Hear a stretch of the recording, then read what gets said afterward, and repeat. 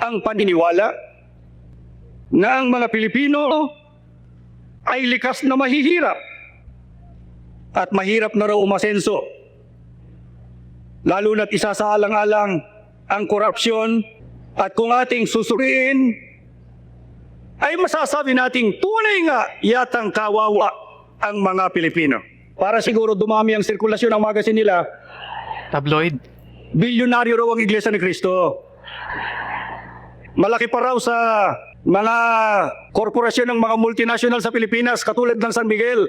Ang sabi ko, kung ganyan ang pagkakilala nyo sa Iglesia ni Cristo, bakit hindi ang gawin yung presidente ng Pilipinas, Iglesia ni Cristo, para mabayaran?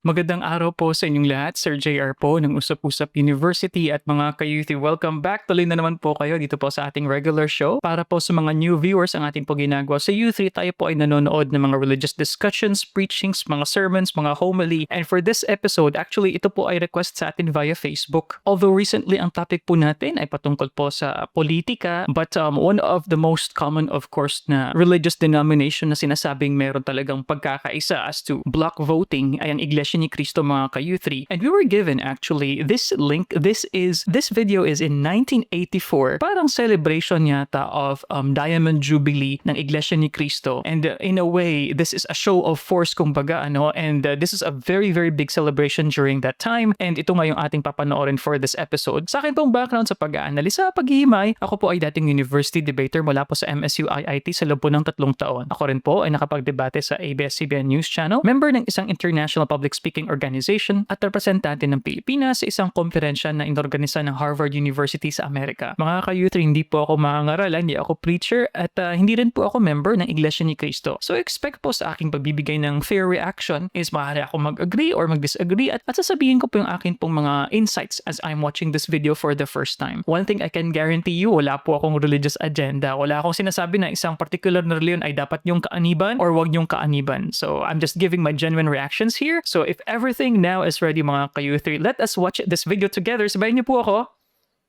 Let's go. Naging tampok sa pagdiriwang ang mensahe ng tagapamahalang pangkalahatan ng Iglesia ni Marami Cristo. pong salamat, kagalang-galang na pangalawang Pangulo ng Republika ng Pilipinas, Laurel? Salvador Doy Laurel? at si Laurel.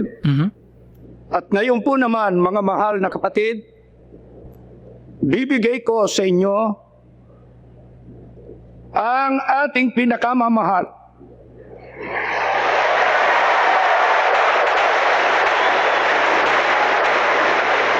Early Manalo.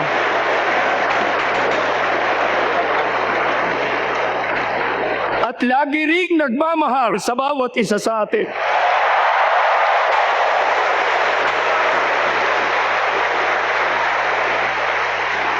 Ang kapatid na Eranio G. Manalo.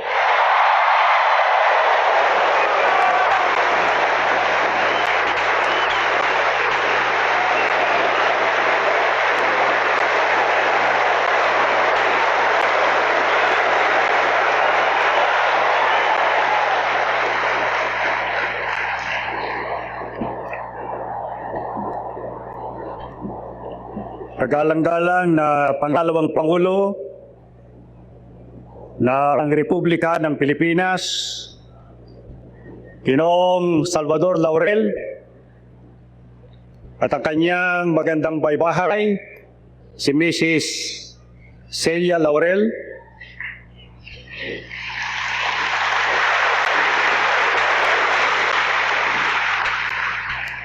Kagalang-galang na Speaker Ramon Mitra,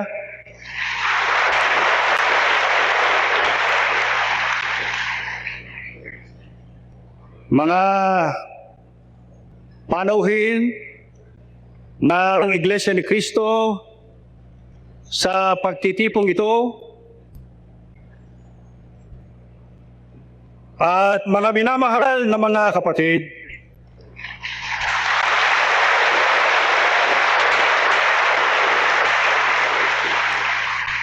na nanggaling para sa iba't ibang panig ng Pilipinas, kasama ng ating mga kapatid na nanggaling pa sa iba't ibang bansa.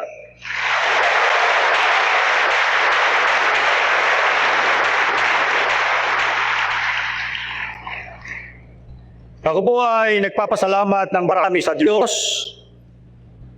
dahil sa Kanyang niloob na maluwalhati natin masapit ang ika-75 taon ng kaarawan ng Iglesia. Diamond. Salamat sa maraming at magagandang mga pag-uusap na binigkas dito ng ating mga panauhin. Lahat ng kanilang mga papuri sa Iglesia ni Cristo ngayon ay ating iniaalay na lahat sa dakilang Diyos.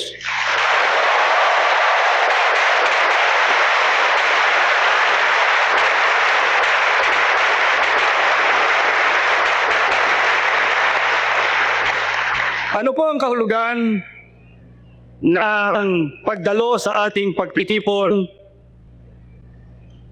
ng ating mga panauhin na mga pinuno ng pamahalaan na bagamat hindi sila mga kaanib sa iglesia, sila ay nakikiisa sa ating pagdiriwang. Hindi po sa dahilan, gaya ng binanggit na ang pangalawang Pangulong Laurel, na nais nilang pag-isahin ang Estado at saka ang simbahan. Hindi po. Kundi ang ibig lamang nilang ihayag ay kinikilala nila ang karapatan ng Iglesia ni Cristo na magtamasa ng kalayaan ng relihiyon dito sa Pilipinas.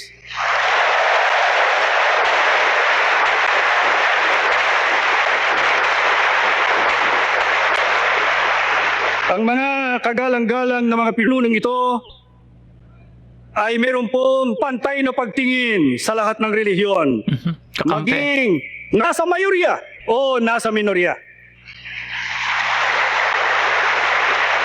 Naalala ko tuloy ang sinabi ng naging Pangulo ng Republika ng Pilipinas, ang naging Presidente Carlos P. Garcia, na malimit na dumadalaw sa ating tanggapan na naroon pa sa San Juan. Marami raw ang nagsabi sa kanya at nagtanong, Presidente Garcia, bakit ka pumupunta sa mga pagtitipon ng Iglesia ni Cristo? Hindi mo ba alam na yan ay isa lamang minority church sa Pilipinas? Hindi ko malilimutan ang sagot ng naging Pangulong Garcia. Ang sabi niya, oo, sila ang minorya ngayon. Pero ano makalay natin, baka bukas makalawa, sila naman ang nasa mayorya.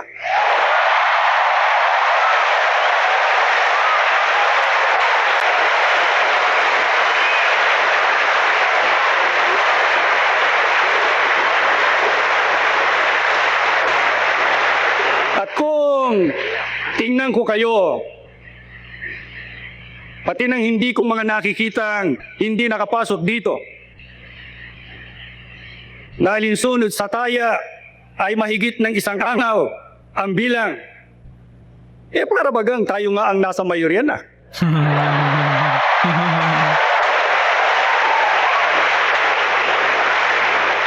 Alam nyo, merong isang piyong nagsabi sa akin yan, hindi ho ba tayo tutuloy sa EDSA?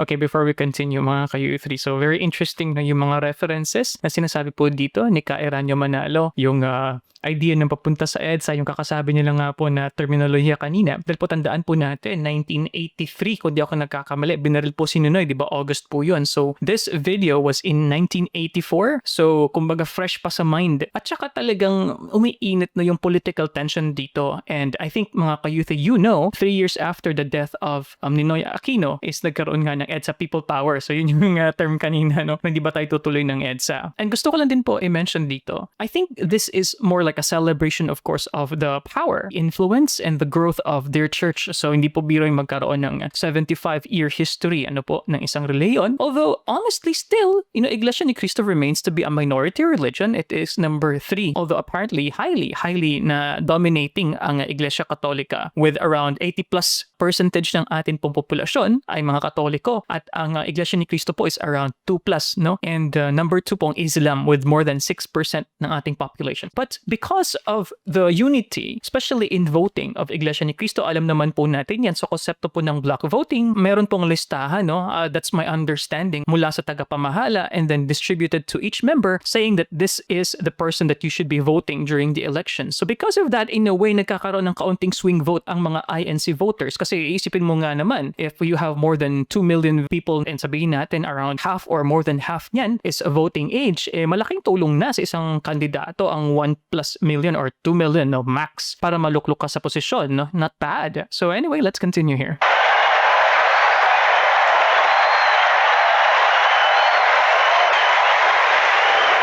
Ang sagot ko ay sinasabi ko sa inyo ngayon, hindi ho lamang sa EDSA.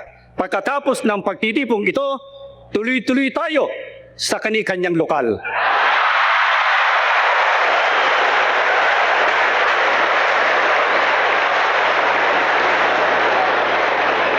Mga magulang at mga kapatid,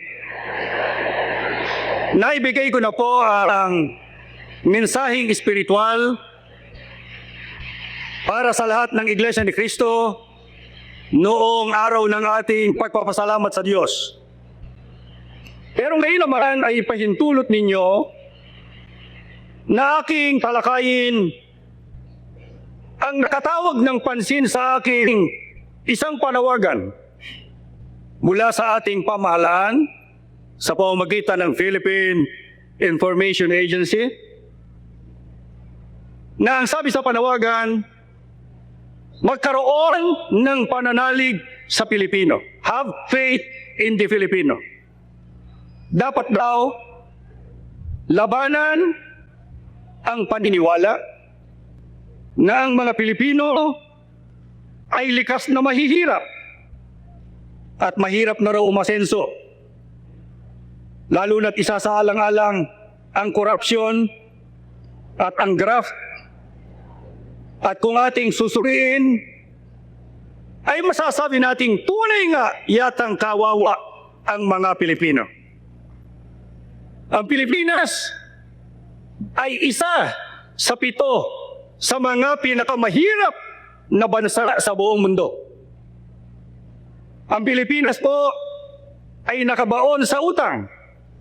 Mayroong humigit kumulang sa 28 bilyong dolyar na kung isasali natin sa bawat Pilipino, ang utang na yan ay may utang tayong tig sa 10,000. Paano ho natin mababayaran? Samantalang ang 60 hanggang 70% sa Pilipinas ay nabubuhay Mahirap. sa tinatawag na Poverty below poverty line. Ibig sabihin, ay nasa uring mahihirap ang 70% ng mga Pilipino, samantalang 81 pamilya lamang alinsunod kay Senate President Salonga ang may kontrol sa yaman ng ating bansa. At ang kahabag-habag sa Pilipinas na hindi ko naman ibinibigay ang sisi kung kani-kanino ang nakakaawa sa Pilipinas ay hindi lamang dito, kundi sa iba't ibang panig ng daigdig ay balita ang graft and corruption sa ating pamahalaan. At marami rin ang nagsasabi, at ito po ay dapat patunayan, na sa Pilipinas ay maraming paglabag sa karapatang pantao. Human rights. Violation of human rights. At ang nakakahindik, ang katagang Pilipina ay binigyan ng kahulugan ng mga taga-ibang bansa Domestic na may helper. tuatsay o katulong. Kaya ang ating pinakamataas na pinuno ng pamahalaan sa pagtungo sa iba't ibang panig ng daigdig, kung hindi man namamalimos, pagpatawad na sabihin ko, ay naghahanap po ng mauutangan.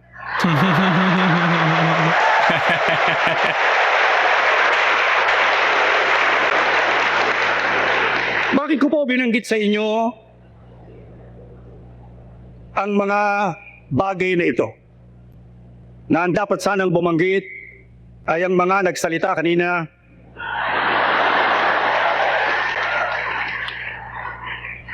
Ang Vice Presidente Salvador Laurel, na ayon sa kasabihan ay isang tibok ng puso lang ang agwat sa Panguluhan.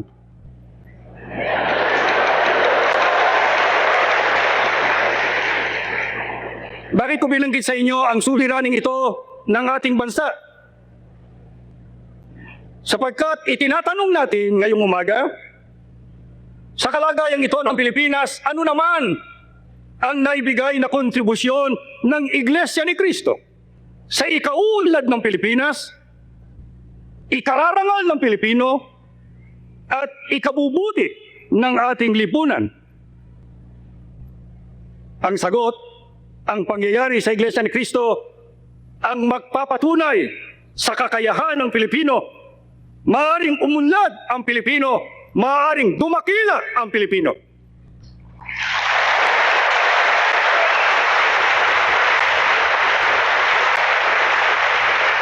Ano po ang katunayan niyan? Hindi ho ba ang Iglesia ni Cristo ay tubo sa Pilipinas? Hindi ba ang Iglesia ni Cristo ay sinimulan ng isang Pilipino?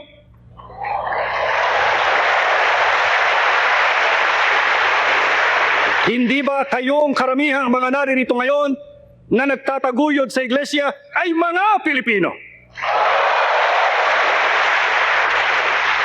Ang Iglesia ni Cristo ay nagsimula lamang sa iisang tao na walang anumang katangiang panglipon ng may pagmamalaki. Wala hong tumulong sa kanyang mga kamag-anak. Pinagtulong-tulungan siya na bakahin ng mga naglalakihang mga relihiyon. Subalit sinagupan niya ang lahat ng mga balakid na ito. At ngayon, ang Iglesia ni Cristo, sa kanyang ika-75 taon ng kaarawan, ay hindi lamang tumubo, kundi lumago. At ngayon ay merong mahigit 1,000,000? na 4,000 mga lokal. Ang ibig sabihin ng lokal, sa katapat niyan sa Iglesia Katolika ay parokya. Parokya. O gaya ng sabi ng ating pangalawang Pangulo kanina ay balangay o chapters. Yan po ang mga lokal. Mahigit na 4,000 mga lokal, na mayroong mga lokal na ang kaanib ay 6,000, 7,000, 8,000. I'm guessing around more than 1,000,000 siguro, no? So, ano po ang 1994. nakapagtataka dito? Samantalang ang mga malalaking relihiyon, katulad ng iglesyang nakararami sa Pilipinas, katulad ng iba't ibang sekta ng mga protestante, at iba pang mga pangkati ng pananampalataya, sila po ay imported.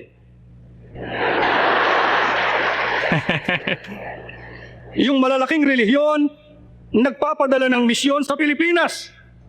Kaya yun hong mga kaanib nila rito ay tumatanggap ng suportang pinansyal sa mga dayuhan. Allowances, sure. Pero ang Iglesia ni Cristo ay kabaliktaran.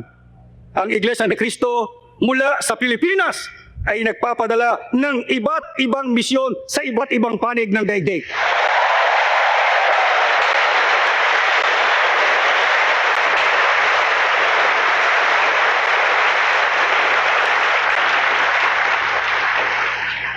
Gaya ng mga nabanggit na rito sa itaas, ang Iglesia ho, bukod sa Pilipinas, ay nasa 65 mga bansa na mayroong 365 na mga dako ng pagsamba. Ang ating tanong ay, paano tinutustusan ng Iglesia ni Cristo ang pagpapalaganap nito at ang pangangalaga sa matatag nitong pananatili. So I was about to mention kanina pero ito po na-mention din po dito ni Kaeranio Manalo na sa iba't ibang uri ng religious organization mga ka-youth, ang pinakamalaking challenge dyan of course is budget. Kasi syempre kinakailangan matustusan and if yung path ng church is towards church growth or church expansion, kailangan mo maglagay dyan ng manpower, mga misyonaryo, mga workers, something like that. And then of course with the budget allowances that you have to give. So challenging po talaga in any kind of religious or business organization. Talagang importante kung saan nakukuha yung resources ninyo. And the good thing about doing church work is a lot of these missionaries, they may do it at a very minimal fee or if not for free, volunteer work. Kasi syempre with the perspective that you are doing that for God's glory. This was in 1984. So matagal-tagal na, So that is 41 years ago. So medyo matagal-tagal na. And for sure, kanina sinabi po ni Kaeranio Manalo na they have around 65 countries during this time in 1984. I'm very sure ngayon it's way more than 65 countries. So sa mga iglesia po ni Cristo, please comment below ilan na po ba ang overseas territories na kumbaga merong lokal ang iglesia ni Cristo. Please comment below. And also what I always find fascinating is about the term, kung napansin niyo po ang sinabi ko is sa mga iglesia ni Cristo. For some reason, I'm first inclined to say mga members ng iglesia ni Cristo, but I think in their church they just say ikaw ay iglesia ni Cristo, siya ay iglesia ni Cristo instead of ikaw ay membro ng iglesia ni Cristo. Napakarami ho ang pinagugugulan ng iglesia. Isa na ang pagsuporta sa may 3,500 na mga ministro at mga manggagawa na ang kanilang mga pamilya kasama sila ay sinisikap ng iglesia na mabigyan ang bawat isa ng maayos na tahanan. Gumugugol ang iglesia sa kanyang pagpapalaganap sa pagpapadala ng misyon gaya ng nabanggit ko sa inyo at pinagugugulan ng iglesia ang pagmamantini sa mga pagsamba at pananalaga sa kanyang mga kaanib. Pero ang malaking bahagi ng pananalapi ng iglesia ay ginugugol sa pagtatayo ng Churches. malalaking sambahan. Kasama na ang pagbili ng lupa na pinagtatayo nito. Ibigyan ko kayo ng halimbawa kung gaano ang pagpapagawa ng iglesia ng ganitong mga gusali. Halimbawa ho, noong taong nakaraan, 1988, ay nakapagpatayo ang iglesia ng 148 na mga konkretong mga gusaling sambahan. Ngayon naman sa taong kasalukuyan,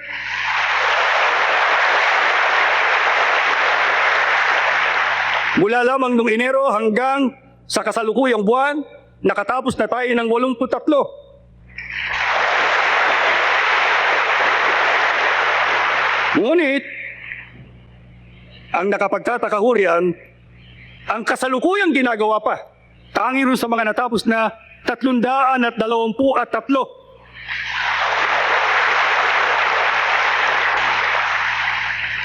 Na may kabuang 554 sa loob lamang ng 2 taon. Okay, before we continue, I am actually wrong sa sinabi ko kanina mga ka-youth. I thought this was in 1984. So, 75 pala ang Diamond Anniversary. So, this should be in 1989. Ayan. Kasi sinabi kanina ni Ka-Erdi yung 1987 na figure. So, okay. So, we are corrected here. 1989 po pala ito when they were shooting this video. Dito po lamang sa Pilipinas. Magkakano naman ang halaga ng kapilya ng iglesia? Mura ho lang.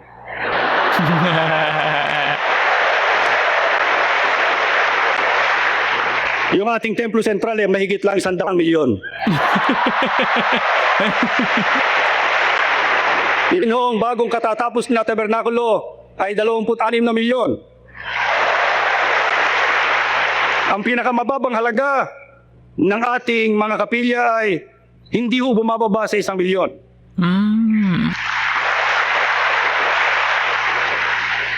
Ano pa ang ibang pinagugugulan ng iglesia? Meron po itong itinataguyod na paaralan, ang New Era College, na isang non-profit institution. New Era University naman yan. Bukod dito, ang paaralan ng mga ministro, yung pong nag-aaral sa pagkamanggagawa. Samantalang ang mga seminaryo ng ibang mga iglesia ay nagsasara na.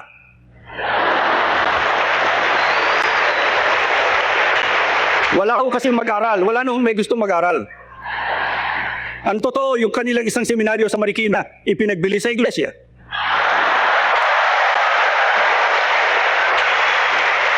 Yung kanilang seminaryo na nariyan sa Antipolo ay kasalukuyang ipinagbibili sa iglesia. Hindi ho lang nakatuloy yan sapagkat masyadong bulok na.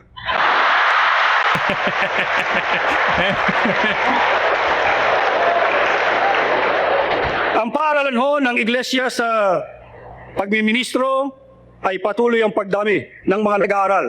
Sa kasalukuyan, dito lamang sa Pilipinas, sapagkat meron ding mga nagsisipag-aral sa iba't ibang panig ng daigdig. Pero dito lamang sa Pilipinas, meron ng 1,000 ngayon at 902 ang mga nag-aaral. Marami pa hong proyekto ang iglesia. Binanggit ho ng mga nagsipagsalita, katulad nila Speaker Mitra. Ang ating proyekto sa pabahay at sa pagpapaunlad ng pamayanan, ito ho ay matagal na nating ginagawa, pero hindi tayo nag-iingay.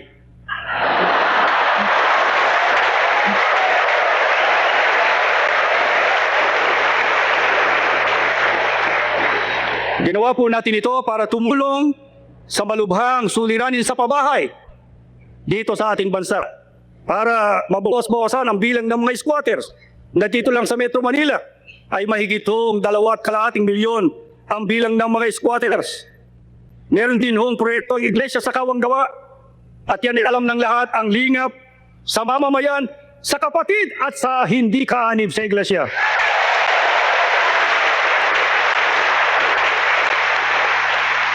Ang tanong ko sa inyo ay ito, papaano natutustusan ng Iglesia ni Cristo ang lahat at ang iba pang mga proyekto nito? Masasabi natin na ang Iglesia ni Cristo na nagsimula rito sa Pilipinas, sinimula ng isang Pilipino at itinataguyod ng angaw-angaw ng mga Pilipino, ay tumayo sa kanyang sariling paa. Wala hong tumutustos na dayuhan. Wala hong foreign aid.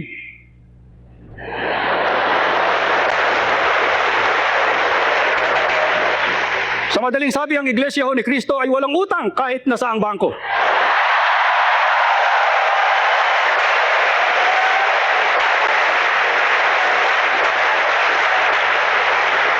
Ang Iglesia ni Cristo ay hindi ho nagsasangla ng mga titulo ng lupa para lamang makakuha ng pondo. Bukas ang opisina ng Iglesia pag nakakita kayo ng kahit isang titulo na may gravamen o mayroong marka ng pagkakasangla, maghiwa-hiwalay na tayo.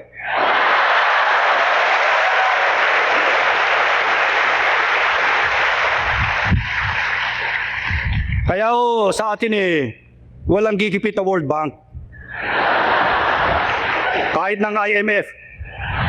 At lalong hindi tayo kontrolado ng mga dayuhan. Hindi naman tayo kumukuha sa kinikita ng kasino.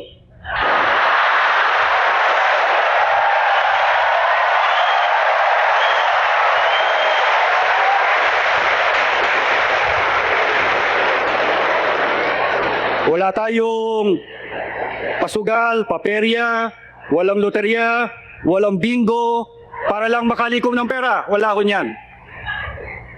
Lalo namang hindi tayo tumatanggap ng pera mula sa mga kandidato o sino mang pinuno ng gobyerno.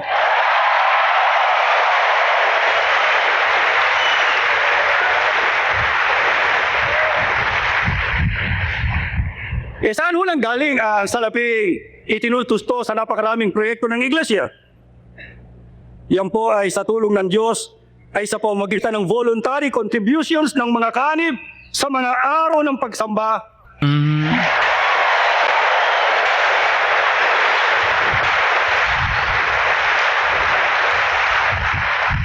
Na ang karamihan sa mga kaanib na yan na siyang sumusuporta sa iglesia ay mga mahihirap.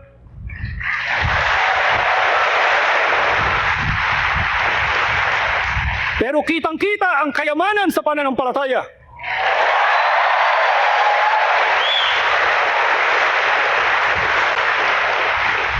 Yun hong inyaabuloy ng mga kapatid ay sinisinop ng pangangasiwa ng iglesia.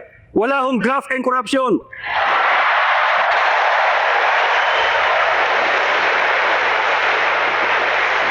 Pero tignan ninyo ang sitwasyon ng iglesia sa kanyang kalagayan.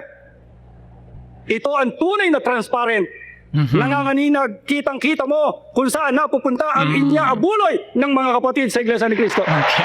Mga kayuto, if you notice to, so may mga konting pasaring sa gobyerno, and syempre this is in 1989 na po pala. So this is under the new government na ni Cory Aquino, mga kayuto. And syempre sa mga nakakaalam po ng ating pong kasaysayan, medyo tumultuous na transition pa rin po ang nangyayari dito. Kasi bago pa yung ginawang constitution that replaced the 1935 constitution, so 1987, yung bagong constitution na ito, may mga transitionary pa na nangyayari from martial law, mga ka-U3 mula po sa Kaginoong Marcos. And the sad reality, because the topics are about squatter, yung kahirapan, korupsyon. Sabi nga na, sounds familiar, It really is familiar because sadly, after 41 years, ang sitwasyon pa rin po sa bansa natin, ganun pa rin, nakakalungkot, So, eto pong dami ng tao, it reminded me of the recent pa rin po na INC rally ng issues is ganun pa rin. Ang pinagkaiba lang, ibang grupo ng mga lideres natin, ang mga kurakot, but still the issue of graft and corruption is still there. Graft po pala, di ba, is a kind of corruption. Corruption is like the general term, na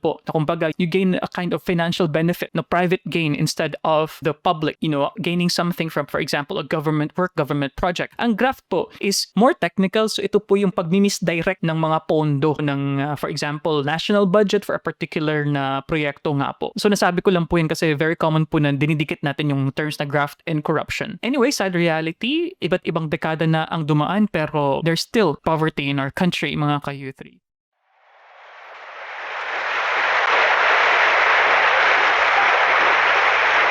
Alam nyo, merong isang pilyong magazine na naglatala ng isang artikulo para siguro dumami ang sirkulasyon ng magazine nila. Tabloid? Bilyonaryo raw ang Iglesia ni Cristo. Malaki pa raw sa mga korporasyon ng mga multinational sa Pilipinas katulad ng San Miguel. Malaki pa raw sa National Power Corporation.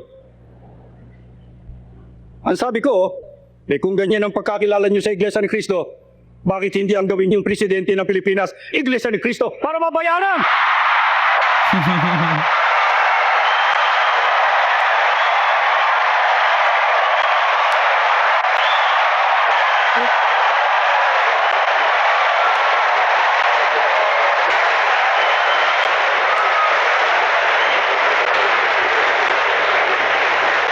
Kaya kung lang sinabi yun, para mabayaran yung utang ng Pilipinas. Pero alam nyo, mga kapatid, alam ninyong lahat, ang Iglesia ni Cristo ho ay hindi organisasyon pampolitika.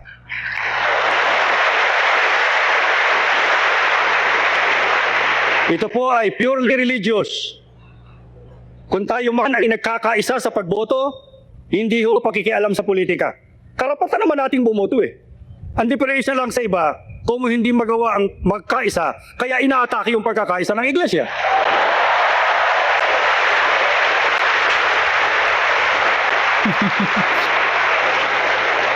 Yun ang politika. Ipaubaya na natin kina Vice President Laurel, kina Speaker Mitra, at sa iba pang mga matataas na pinunong natin dito, na kwalipikado para mamahala po sa ating gobyerno.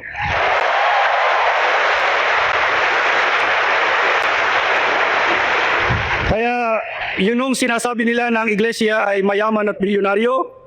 Ang totoo, ang Iglesia ni Cristo ay mayaman sa tulong ng Diyos at sa mga tapat na mga kaanib.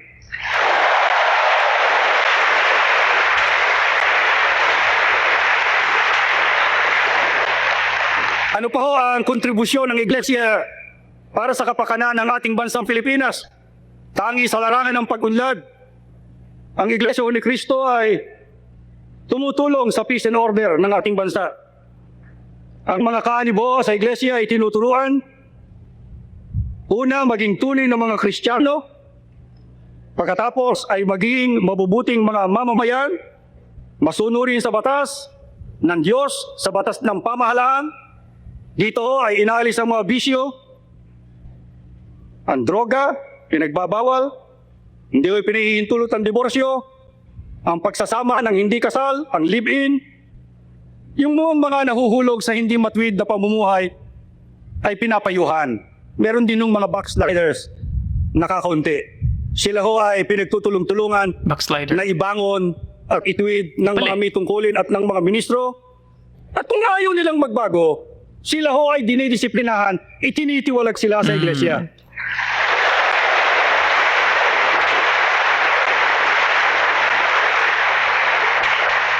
Kamakailan po ay mayroong panawagan ng Catholic Bishops' Conference ng Iglesia Katolika na labanan daw ang graft and corruption sa gobyerno.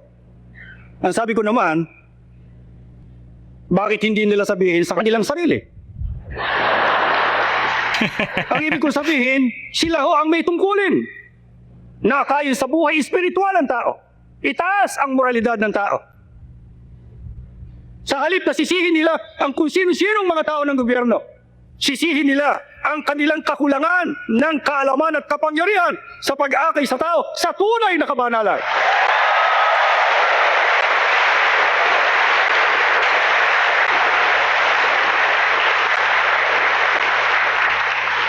Bakit hindi rin nila disiplinahan ang kanilang mga kaanib? Or mga pare. Ang inaalala ko lang, kung sila yung magtitiwalag, baka walang matira.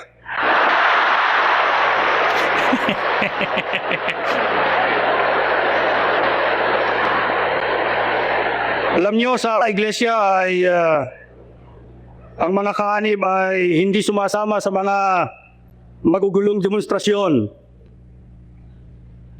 Yun ang ating paaralan ay hindi nasara dahil sa boykoteyo. Kasalukuyan ho ay mayroong boykoteyo ang mga public school teachers. Meron pa ang welga ang mga estudyante. Welga ng bayan. Hindi ho nangyayari yan sa paaralan ng Iglesia ni Cristo. Sa New Era College during this time. Hindi ho dahil sa napakataas ng kanilang sahod, kundi mataas ang pagkakilala nila sa kanilang paglilingkod na itinuturing nilang paglilingkod nila una Sa sa Diyos. Diyos, ikalawa sa kanilang kapwa-tao.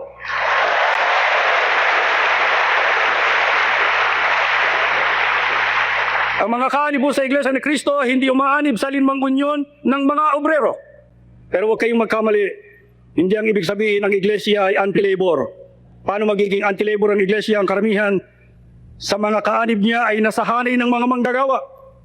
Pero hindi sila umaanib sa unyon sapagkat ang Iglesia ay kalaban ng karahasan na kalimitang nagaganap sa mga welga. Ang mga kaanib sa Iglesia ay meron ng kinaanib ang unyon. Ang unyon ng Iglesia ay ang Iglesia mismo. Kaya pagka merong suliranin ang mga manggagawang Iglesia ni Cristo sa alinmang kumpanya o pagawaan, ang opisina o ng Iglesia ang gumagawa ng representasyon sa management para huwag namang apihin ang mga manggagawang Iglesia ni Cristo. Sa ganyan, nagkakaroon ng industrial peace, nagkakaroon ng kapayapaan sa pagitan ng management at saka ng mga manggagawa. At higit sa lahat, ang Iglesia ni Cristo bilang abuli niya sa peace and order ng bansa ay hindi ho nakikialam sa mga taong labas. Wala kayong makikita mga ministro kahit pa mga kanib na miyembro ng NPA.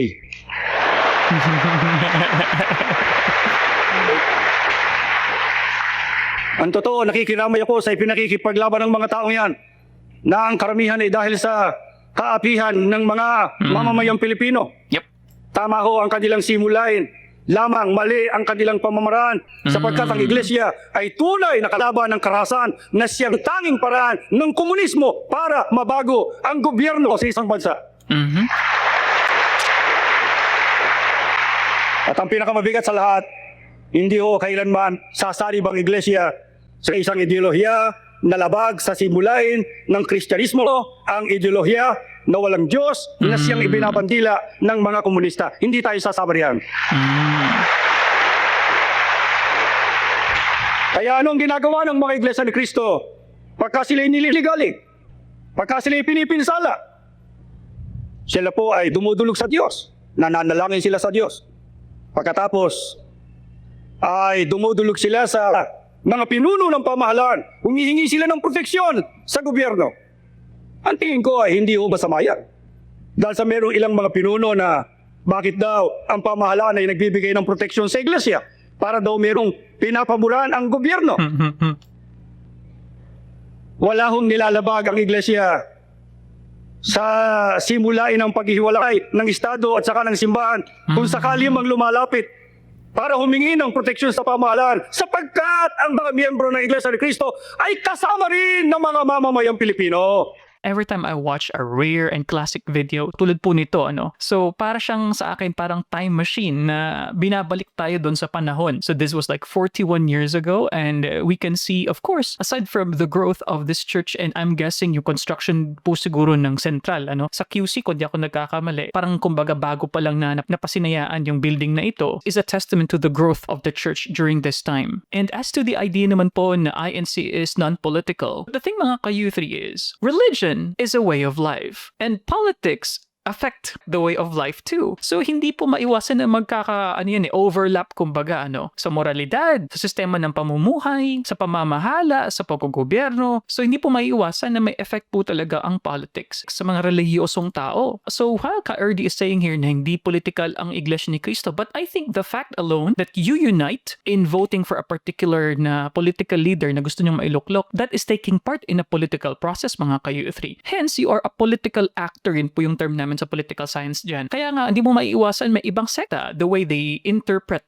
being apolitical is by not voting at all, not joining into the government process, something like that. And one more thing na gusto kong i-mention sa idea naman po ng apostasy, yung i-renounce mo yung faith mo, for example, yung nasabi nga dito kanina ni Ka-Erdy, yung mga backslider. What I find fascinating for Iglesia ni Cristo is there's still a way for them to, kumbaga, be brought back sa iglesia. Unlike in other religions, at least as far as I know, may mga ibang reliyon na sobrang stricto. Your family could be punished if ang isang miyembro ay tumiwalag na sa kanilang simbahan. Or for others, you could never go back. Once na tiwalag ka na, final na yon. Parang that's the end of your sentence and bahala na ang Diyos sa'yo. Something like that. Let's watch this.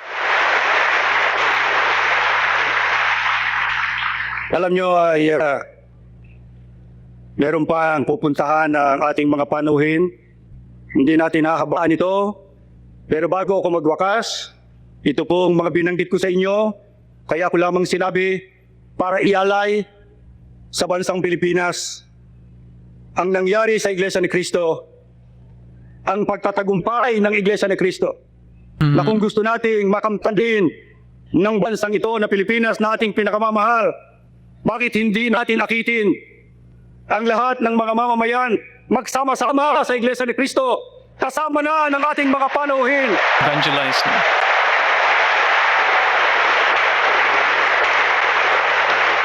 Para lasapin natin ang tunay na biyaya ng kaunlaran at kadakilan ng bansang Pilipinas. Salamat sa inyo. Magandang tanghali po sa inyong lahat.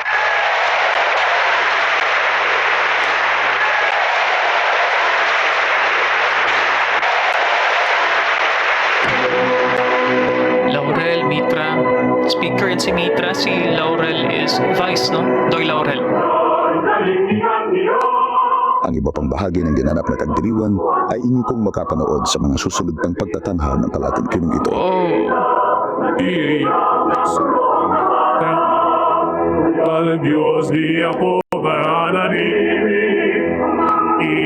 Daming tao. Kanan sikop ng niyaya pa rin. Marami ang sumasama. Grabe. Ang laki palang celebration during this time, no?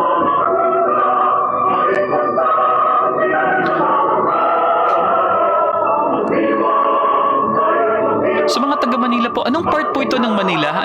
Sa QC po ba na area ito? Please comment below dahil hindi po ako familiar sa mga landmarks po dito sa video na ito.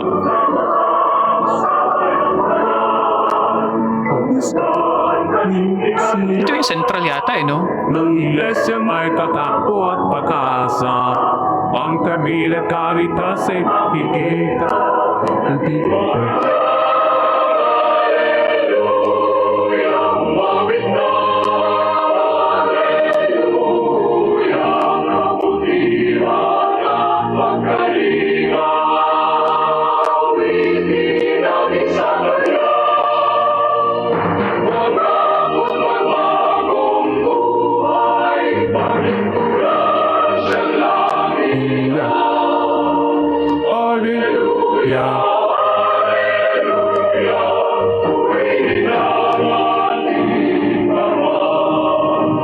tayo sisa'y pagkasama. Tayo lang umawit na Alleluia, Alleluia, Alleluia. Purihin ang ating Ama. Alleluia, Alleluia. Purihin ang ating Ama. Sa Iglesia ni Cristo kaya.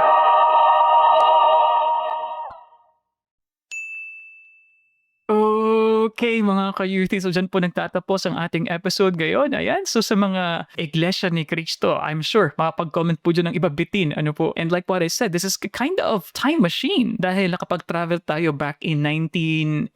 Ayan, so initially akala ko 1984. So mali yung calculation ko. But anyway, so this is a speech commemorating and giving a kind of update on what is happening. Parang State of the Church address po noong 1989. At makikita nyo rin po syempre sa paraan po ng speech. Let me just give you one thing. Yung paraan ng pag-greet ni Ka-Erdy Manalo, I would say this is highly influenced by an English writer or Western style perspective. Kung napansin nyo po yung greeting niya kanina, binati niya Salvador Doy Laurel, the Vice President. And if you notice, at ang kanyang may bahay, magandang asawa. To be translated in English, that's a beautiful wife. And we don't regularly greet people that way. So this is a kind of old-fashioned speech-making, mga ka-U3, which is typically not Filipino. And hindi niyo na po yun makikita ngayon. When we greet people, we just greet them who they are, right? Like president, vice president, chancellor, something like that. So I find that very interesting sa speech writing perspective. But one of the things na na-mention and mga datos na na-mention is yung utang ng bawat Pilipino. Nung bata po ako, maugong na po yan na kumbaga hindi pa pinanganak ang isang Pilipino ay may utang na siya. And if you notice what was mentioned there, 1989 figure, may utang daw na 10,000 ang each individual na Filipino. So dahil nga lubog tayo sa utang, then fast forward to 41 years, actually ngayon kung di ako nagkakamali, ang ating utang na individually 142,000 each Filipino, yan pong ating utang.